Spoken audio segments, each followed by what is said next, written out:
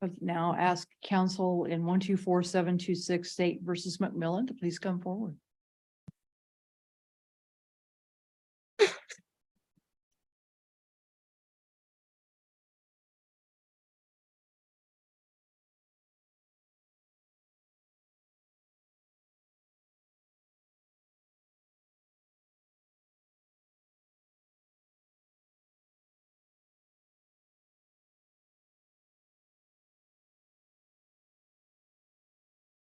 May it please the court and counsel, Assistant District Attorney Matt Maloney for the state.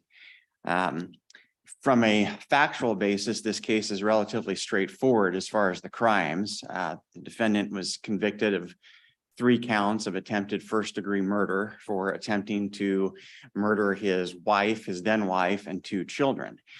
But the procedural history of the case since trial has been anything but easy as far as getting the sentencing process completed.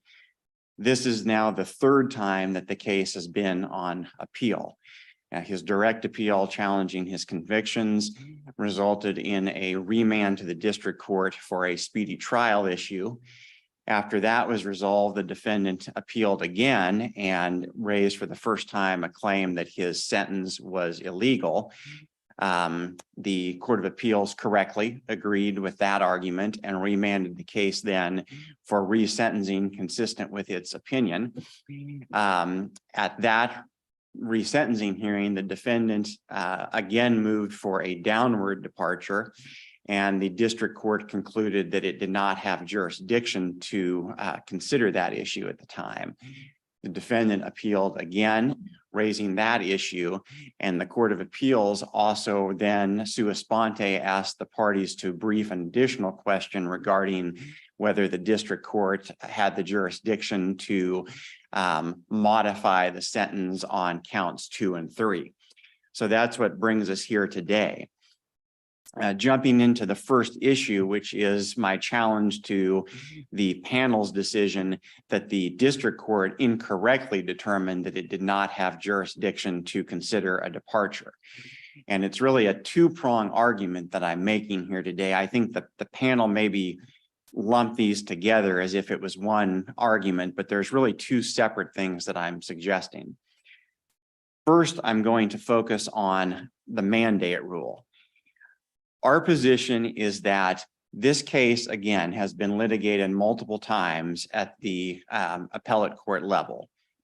In neither of the prior appeals did defendant ever argue that the district court had any way erred with respect to denying his request for a downward departure.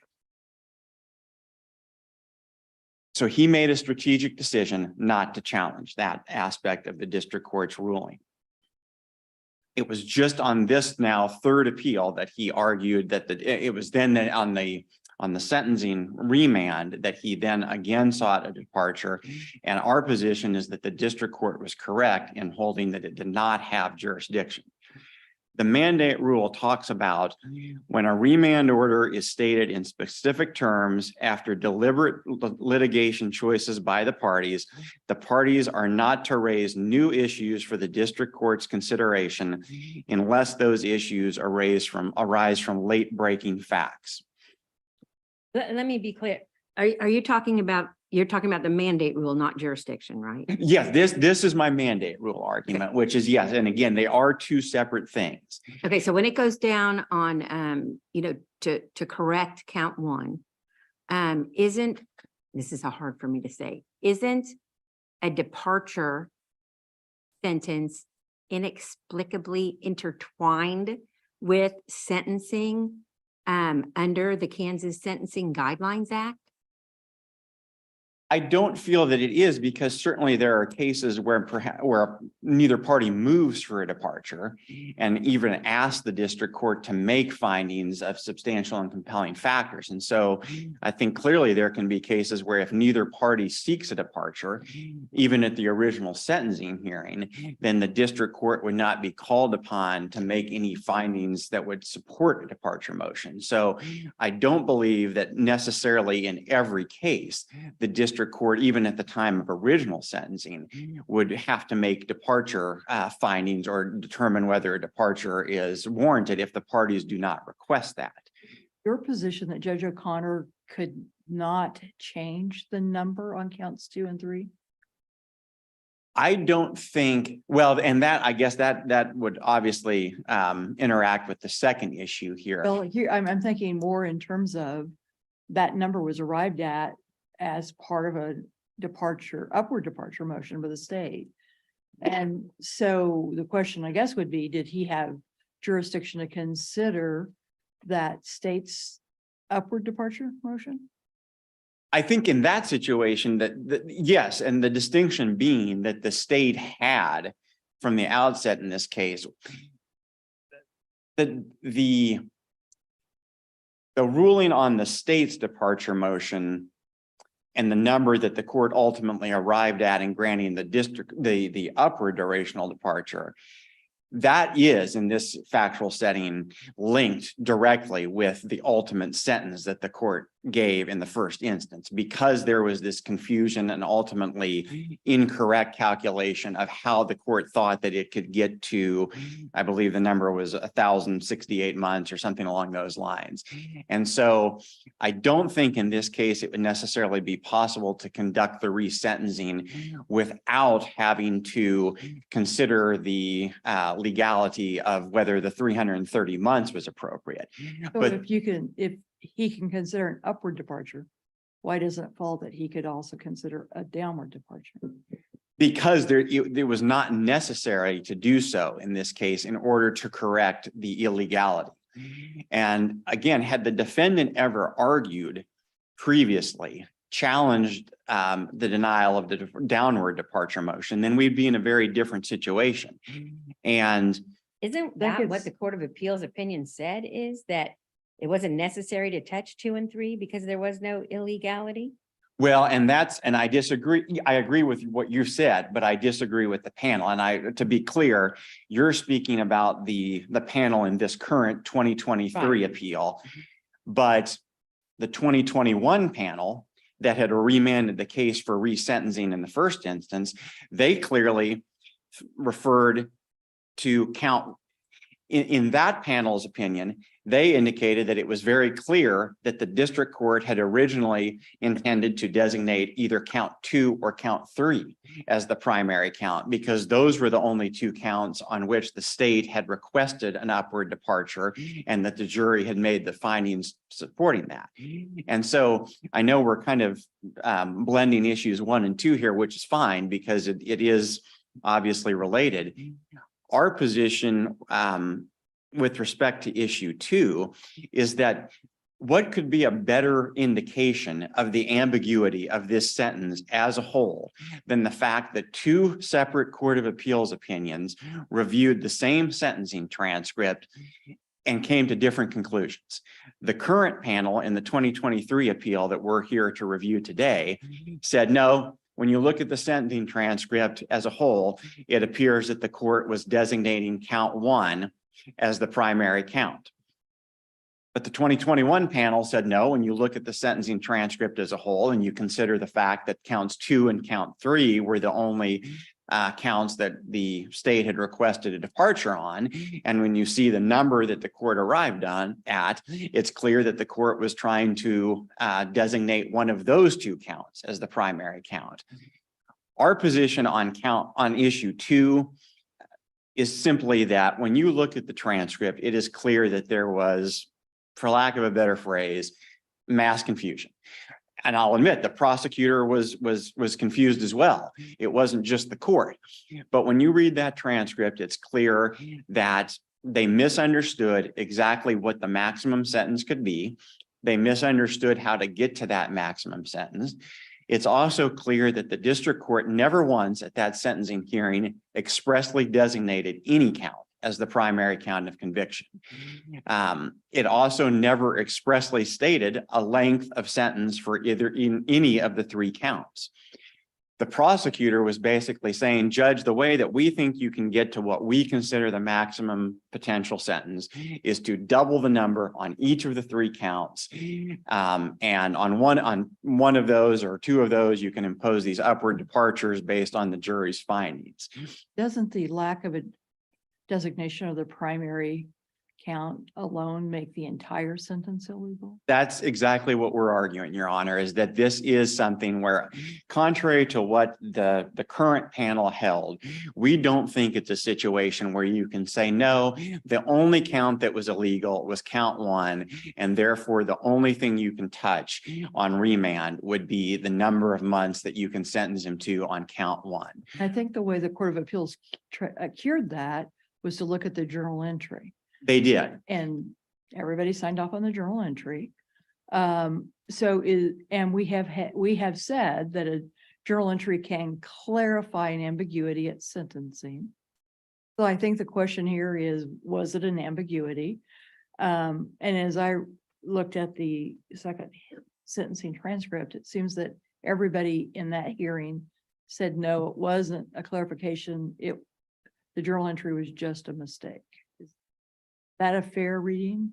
Yes, I think that, and I acknowledge the case law cited by the panel indicating that, yeah, if it's just something where maybe the court left something out at the sentencing hearing and didn't say something, but it's very clear from the context what the court was trying to do, then in that type of circumstance, it is in certain circumstances appropriate to look at the journal entry and say, okay, it's fairly clear from the sentencing transcript itself what the court was trying to do. Maybe it just forgot to say something or clarify something, but the journal entry in that situation, you can consider it in trying to figure out what exactly happened. But in this particular case, I think that when you read that sentencing transcript, it is so apparent that there was complete confusion as far as what the primary count was, what the maximum sentence could be on the individual counts, and then ultimately what the maximum controlling sentence could be. I think that this is a situation where you cannot just look to the journal entry to clarify it. I think that the original sentencing was just flat out illegal. It was a mistake, and the only proper way to remedy that is to remand it for a full resentencing on each of the 3 counts as far as which term of sentence is appropriate within the box. And then again, we do feel the court would have jurisdiction to consider an upward departure because the state had requested that at the time. I'm not suggesting. And what about the downward departure? So how is that consistent with what you just said? And I think that's, again, I'm not suggesting that there would not be situations where the district court would be able to consider a downward departure. But again, when you look at what happened in this case, the sentence, and by sentence, I'm referring to the term of months that the court imposed in this case. That sentence was arrived at based on the court granting the state's upward departure request. Obviously, we can never get to 534 months on any count had the state not requested and the district court not granted an upward durational departure. So in coming back for resentencing in this case, the court would necessarily then have to determine, again, what the appropriate term is based on its already existing finding that upward durational departure factors existed. But this court would not have to reconsider a downward durational departure in order to arrive at the sentence under these particular facts. But it's not whether or not the district court would have to consider it. The question is, can the district court consider it? Right. And I just don't see why under the Kansas Sentencing Guidelines Act, when a district court is resentencing because of an illegal sentence, why it doesn't go hand in hand, that the district court can reconsider that and rule on it. Well, 2 things. Again, first with the mandate rule, which talks about if the Court of Appeals order is stated in particular terms, parties should not be able to raise new issues. And here, I think the most obvious factual issue factual error that the panel committed is that in one point in rejecting our mandate rule argument, the panel wrote that this was not a case in which the previous 2021 panel had remanded the case with directions. Well, that's just flat wrong. I cited it in the brief. It absolutely did. The 2021 panel spent a paragraph talking about it. It's clear that what was trying. The 2021 panel didn't even recognize that there was an error with the whole base sentence thing, did it? That was why the court, yeah, I mean, that was why the case was sent back, was because there was this determination that there was an error with respect to the sentence. Why would the district court even have to have a hearing if it was, if the mandate went down to just, here's what you need to do? Why would there even be a hearing? Well, you have to have the defendant present for a sentencing hearing, even if it's just a formality. But in this case, there still would be, we would agree that the district court would maintain the discretion to determine within the box whether to impose low, middle, or high number. The defendant would be free to argue at the resentencing. If the district court can consider that within the context of the Kansas Sentencing Guidelines Act, why can't the court consider, in conjunction with sentencing for that count, a request for departure? Well, this court's case law has been clear that when a case is remanded for resentencing because of an illegality, the district court's jurisdiction is limited to essentially fixing the illegal portion or portions of the sentence. Right. So count one was wrong, right? I mean, it was the whole thing with the base sentence. And this is not consistent with your argument that when it goes back down, because the whole thing, the entire sentence was illegal because of the primary crime issue. The numbers were illegal. There's never been an allegation by the defendant that the court committed any error of any kind in denying his departure motion. Right. And that's where I cite in issue 1. We acknowledge that, yes, there are cases where this court has remanded cases and allowed for reconsideration. It was a motion to reconsider. Okay, now you're resentencing me, and I want you to reconsider my departure sentence. It's not like there was an error before. And that's precisely the point. That's exactly my point. In the cases that the Court of Appeals panel in this particular 2023 opinion cited to say that there would be jurisdiction for the district court, they cited cases in which the error that had been committed in the first instance directly related to the denial of a departure or the granting of a departure. And so in those cases, for instance, I think all of them involve situations where the district court had either granted a departure, but had failed to state substantial and compelling reasons.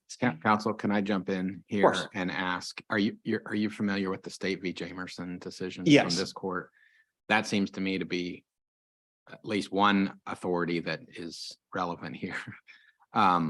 Justice Johnson dissented in part, joined by Justice Breyer in that case. Are you what I'm trying to figure out is, are you arguing the position taken by the dissent in that case, which is that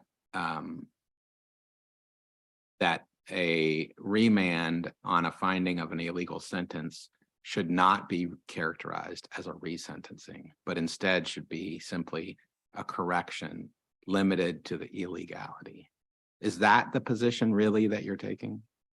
I think my argument is very closely aligned with that yes, and I think I argued in my petition that essentially Jamerson stands for the proposition that when a case does get remanded for a sentencing issue, the district court's task and its jurisdiction is essentially limited to correcting whatever that's what the dissent in Jamerson is arguing, but it's a dissent. I mean, that's what I'm trying to figure out. But I do think that for you to prevail, it sounds like you're asking us to adopt Justice Johnson's dissent in Jamerson as the new majority rule. I don't know that you would actually even have to get there, because I think that in general, the case law stands for the proposition that when a case goes back for a correction of a sentence, that the district court is only to fix whichever portion or portions of the sentence. Well, what Jamerson majority actually said is that the district court only has authority to re-sentence the illegal sentence. But if there are additional counts that were not found to be illegal, it doesn't have authority to touch those. But you've conceded that this entire sentence was illegal. So I'm just struggling to figure out how you're trying to Again, reconcile. our argument is that the entire sentence is illegal with respect to the numbers within the grid box. Right. There's no allegation that the district court committed any error with respect to denying the defendant's departure motion. Not to belabor the point, but are you willing to concede that that is the Jamerson dissent? That is yeah, of course. And again, I don't think that has any direct relevance as far as addressing this issue of, okay, but if you can correct then the numbers that the court is setting for the 3 counts, does then that also mean that the court automatically has discretion to or authority to also consider a departure? And I think the biggest issue that I take with the panel's opinion with respect to this departure issue is that it ruled extremely broadly. What it found was that a district court can consider a departure whenever it is sentencing a defendant, including on remand for resentencing. I think that's far overbroad. If it's a situation, let's say that it's even more blatant in this case. Let's say the defendant has never, even at the time of original sentencing, requested a departure. And that the only issue is perhaps we have let's say an easy example to come up with. Let's say on direct appeal, the argument is, my sentence is illegal because of a Wettrich issue. And so we need to come back and figure out whether this prior conviction should have been scored as a person or a non-person. Obviously, that issue has nothing to do with whether a departure sentence should have been granted when a defendant has never requested one in the first place. So in that situation, if the case is sent back to correct or resentence, whichever phrase you want to use, to determine whether it should have been scored as a person or non-person offense, under this panel's holding, if it stays good law, the district court would then have the authority to consider a departure. And we think that is a grossly overbroad holding. And I don't think that it's consistent with the case law that the panel tried to rely on here. Again, they're citing cases where the error that the district court made in the first place had to do with the departure decision. How far would you take that logic then? Because if we're parsing the sentence itself as to decisions made by the district court, the decision on the departure is one, but another decision is that the district court chose the high number in the box. And is that a decision that can be revisited? Because you said a little bit ago that it could be. I think, yes, I think that in that situation, and I think that my logic there is simply that in determining the sentence, the court does, I guess, just by necessity, in determining an appropriate sentence within the grid box, you do always have to make that decision as a district court. You don't always have to consider something like a departure when it's not requested. So in setting the terms of month, the district court is necessarily looking at that sentencing grid, seeing the 3 options and making an assessment as far as which one of those would be appropriate. But the basis for you saying that is because it's consistent with the Kansas Sentencing Guidelines Act, and also consistent with the Kansas Sentencing Guidelines Act is that a judge can consider a motion for downward departure. I don't really understand how you're distinguishing between those two. Well, and I guess that's where my 2-prong argument on issue 1 comes into play, would be that even if you don't agree with my overall jurisdictional argument on issue 1, we have the mandate rule to look at. And when you look at the remand order from the panel in 2021, they spent a lot of time talking about how the court arrived at its total term of months.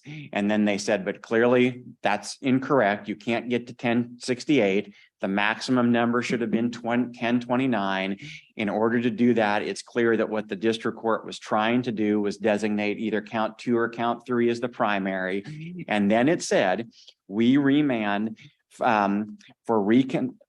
we therefore vacate McMillan's sentence and remand with directions that the district court resentence McMillan consistent with this opinion. What if the Court of Appeals was wrong and that wasn't the district court's intent? Well, then we come back. I mean, again, that would be getting into issue 2, which is that it just shows further that the term of month sentences on each of the 3 counts was ambiguous. And therefore, we do need to have the ability to resentence on the term of months for each of the 3 counts. But clearly, when they say that they're remanding for. But doesn't that undermine your mandate argument? No, I don't think it does. When they're saying that we're remanding for resentencing consistent with this opinion, what's clear, I think we can all agree on. Nothing in the 2021 opinion had anything to do with the defendant's request for a departure. It wasn't raised. But it doesn't matter. If they're remanding the case for resentencing consistent with this opinion, and this opinion has nothing to do with a departure motion. But the Kansas sentencing guidelines say when you're sentencing defendant, you can file a motion for downward departure. But if you take that to the extreme, then the mandate rule is meaningless. The appellate court would never have an ability then to confine the district court to any one particular thing, because you would just have to always look at it as a complete carte blanche. You can do whatever you want as if it was an original sentencing hearing. And that's what, and isn't that what the legislature wanted? Well, if that's what they wanted, then clearly this court has not followed that, because it's very clearly held, as Your Honor pointed out, that when it's sent back for resentencing, it's limited to fixing whatever the illegal portions of the sentence is. So I don't think that there's been any Are you referencing our discussion about Jamerson? That when the case is That sent holding back, wasn't the way you just described it with respect to only the illegal portion of the sentence. That was one where we had multiple sentences, and the holding was you can only correct the sentence that was found to be illegal. But you can, it's essentially a resentencing of that. but my point being, you can't, I guess I don't see the distinction between what I just The said. distinction is that within a sentence, you can have legal elements of the sentence and illegal elements of the sentence. Right, and Jamerson And is you're saying you can arguing- only fix the illegal portion. That's what No, the Jamerson decision. Jamerson had 3 counts. And all 3 of those counts were addressed. And the Jamerson appeal from this court said, you can't do anything with the 3rd count. That 3rd sentence was legal, but left it okay and wide open for the 2 sentences that had been illegal for the court to address those. And that's what I'm arguing here. The departure in this case would be akin to the 3rd legal sentence in Jamerson. As I read the briefs here and I've heard your arguments, I was reminded of, I think it might be Clapus 2, where there was a discussion about the difference between the mandate rule and law of the case. Where law of the case being settled if an appeal is taken and that's not an issue on appeal, and or is an issue on appeal decided. With that meager, I don't know if you remember that offhand, but with that meager description, does that sound like what you're talking about? Is that the departure motion is now the law of the case because it was decided and not appealed? I don't remember that portion of Clapus offhand, but from your description of it, it certainly seems very similar to the argument that I'm making. I think it's always somewhat confusing with things like law of the case or res judicata or collateral estoppel. Sometimes it's confusing to keep them all straight. But I think that, I guess if there's an overarching theme to all of these things, and I guess maybe you could add the mandate rule into that as well, is that clearly there is a policy in favor of some degree of finality to litigation on appeal.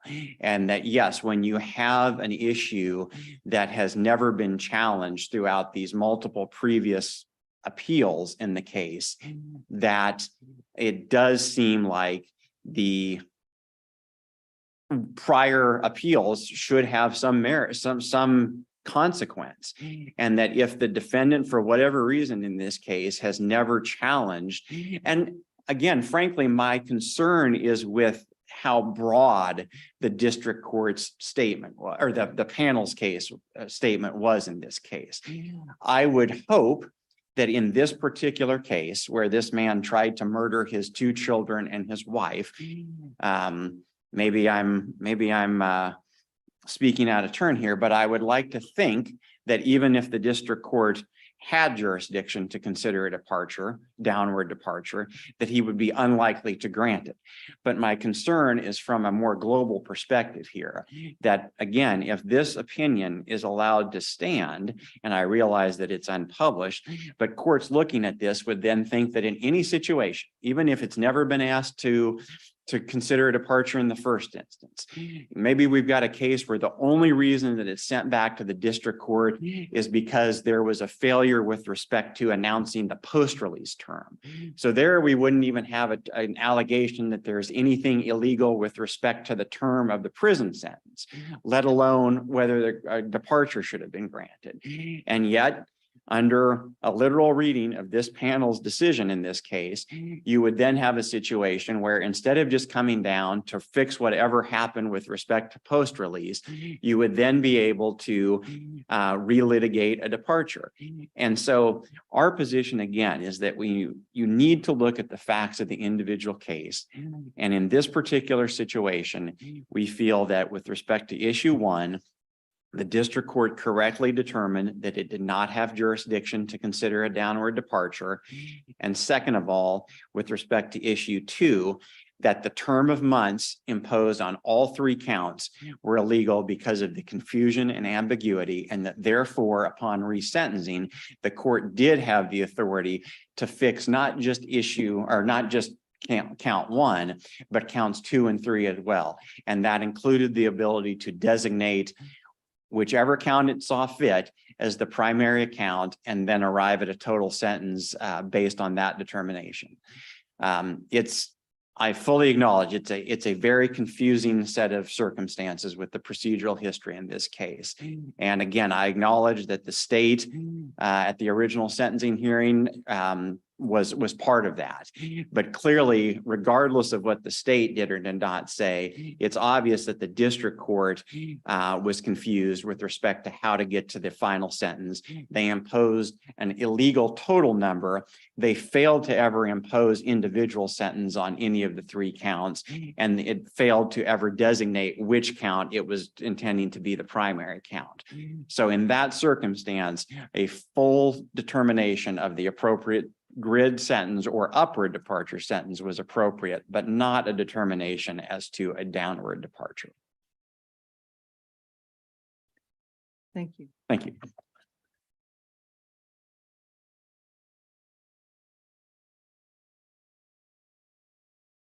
May it please the court, counsel. Ryan Enninger. I'm here on behalf of Pettix McMillan, and I suppose I could start with just this idea of the first mandate. I know the state has argued that it was the district court was restricted by that mandate to impose the sentence that the state would like to see imposed. The issue with that is that that McMillan first panel, when they issued that mandate, it just said consistent with this opinion. I think that has to be read to mean the rule was he cannot be sentenced to anything more than 1,029 months. That's the nature of the mandate in this case. I don't think there's anything more to that. With regard to this question of really ambiguity in the court's original sentence, as I argued in the brief, I don't see where the ambiguity really is. What I see is a lot of haste. I see a big rush to give the defendant the maximum sentence he can possibly receive under the law. And I see the cap being treated as, a goal rather than a cap. And I would refer the court to volume 16, the sentencing, where the state says we are specifically requesting the high number and the appropriate sentencing guidelines grid box as to each count. That would be 267 months as to count one. So that has to be the primary count because that's where the criminal history is being applied. So the state is specifically, the prosecutor specifically requests that. As they go, and I think that's really important. And it lays it out right at the beginning. That's what we want, identifies that as count one. The district court then imposes that exact same sentence that was requested by the state. Count one was illegal in that sentence because the court was applying aggravating factors that were not found by a jury to that count. So under Jameson, Warren, Gruber, all those cases, the only thing that could be corrected was the illegal portion of the sentence. Count one was the only legal portion of the sentence. So that is all that the district court has jurisdiction to correct on remand. At the second sentencing, though, as I read the transcript, the defense counsel said, Judge, all of this is so intertwined, use the inextricably intertwined language. So where does that leave us? If the defense counsel at sentencing agrees, and I think there were comments made by back and forth during that hearing that the journal entry just did not reflect what was done in the courtroom or wasn't meant by the sentence. I would say that the journal actually very much does reflect what was done in that courtroom. It identified count one as the primary count, same on the journal entry. The terms are all the same as what, I mean, I know the court didn't say, here's the specific sentence for each count, but that was prefaced by the state identifying the specific sentence for each count and then requesting that the court impose that. And the court said, okay, that's what I'm doing. We're to supply the judges the lack of judge-made findings with what statements from the state. From what the state requested as the sentence. But is that our law? Doesn't our law require an oral pronouncement of sentence by the judge? Well, there was an oral announcement of the sentence. The court said, I know the court announced the total term. Well, the court said, here's 169 months. Right. What the court said, here's 1,068 months. And that was but before he got to that point, the state identified how they wanted him to get to that point. And they specifically did lay out each term, and that's how you get there. So I don't think there's a lot of ambiguity, and especially when you consider the journal entry reflects exactly what was said by the state and adopted by the court. And then it was signed off again by two more prosecutors a couple of weeks later.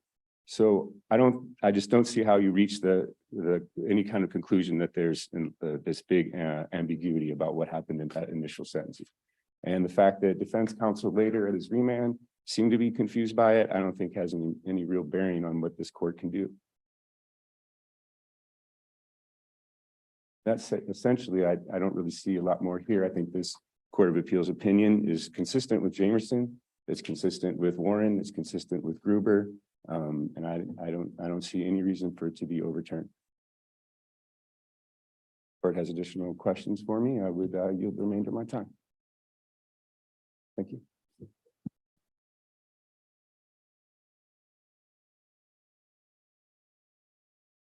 May it please the court. Your honors, I don't have a lot to add other than just to reiterate that I think the strongest argument that I can possibly make with respect to whether the sentence as a whole was ambiguous is just to rely on the fact that two Court of Appeals panels reviewed the exact same sentencing transcript and came to two opposite conclusions. Our law doesn't talk about just ambiguous sentences. It talks about illegal sentences that are ambiguous as to time and manner. Is there any ambiguity as to time and manner? I think there is, because we don't know how did the court arrive specifically at the 1068. And yes, the prosecutor said what the prosecutor said. I acknowledge that. But the fact that she was confused, I think just further highlights the overall level of confusion and ambiguity. We don't know specifically which term or which count the court actually did designate as count one. I think the correct answer is that it actually didn't designate anything as the primary count. The journal entry just kind of assumed that count one was the primary count, but the court didn't actually make that finding. And we don't know exactly how the court got to its ultimate number. So I think there is confusion with respect to what's the primary count and what's the specific term for each of the three sentences.